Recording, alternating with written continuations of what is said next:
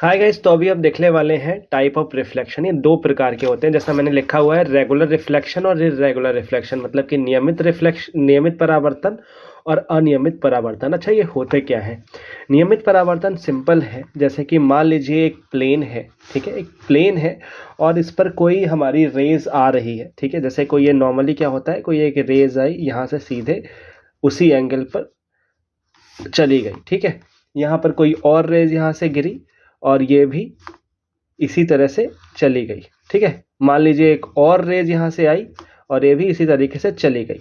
हमें पता है कि यहाँ पे ये इस तरीके से आई और इस तरह से चली गई। मतलब कि हम लोग अभी पढ़ते थे कि जो एंगल ऑफ आई होता है, मतलब angle of incident ray equal to angle of reflected ray होता है। मतलब इन दोनों के बीच का एंगल बराबर होता है। ये होता है हमारा रेगुलर रिफ्लेक्शन, नियमित परावर्तन। लेकिन अगर हम इर्रेगुलर रिफ्लेक्शन की अगर मैं बात करूं, ठीक है, तो इसमें क्या होता है, इसमें सरफेस प्लेन नहीं होता है, इसमें होता है ऊबड़ खाबड़ सरफेस। मतलब कि पहाड़ जैसा एग्जांपल ले लीजिए कोई, ठीक है।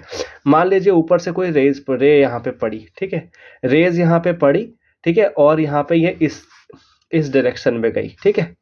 एक रे मान लीजिए इधर गड्ढे में पड़ी और ये सीधे कहीं इधर चली गई, ठीक है। एक रेज यहाँ पड़ी और मान लीजिए एक ऐसे चली गई, ठीक है। तो इसमें कोई भी कंफर्म नहीं होता कि यहाँ पे एंगल ऑफ इंसिडेंट रे और एंगल ऑफ आपका रिफ्लेक्टेड रे कभी बराबर नहीं होता है, ठीक है। और ये जो इर्रेगुलर रिफ्लेक्शन होता है, ठीक है, इसी को हम डिफ्यूज रिफ्लेक्शन भी कहते हैं। इसको हम डिफ्यूज रिफ्लेक्शन भी कहते हैं।